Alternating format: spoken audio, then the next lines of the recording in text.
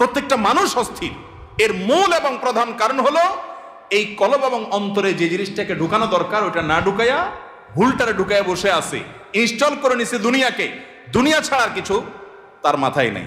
একজন যুবক তিনি কোনো মেয়ের সাথে অবৈধ সম্পর্কে জড়িয়েছেন, হারাম সম্পর্কে জড়িয়েছেন, সেটা একটা বিষয়, কিন্তু সেই মেয়ে তার সাথে ধরুন মানে কথা রাখে নাই, সে আরেকজনের সাথে ভেগে গেছে বা অন্য কোথাও তার বিয়ে হয়েছে।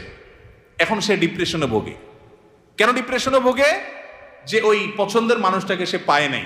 আলটিমেটলি এটা দুনিয়া, ঠিক না ভাই? ঠিক। আলটিমেটলি এটা কি?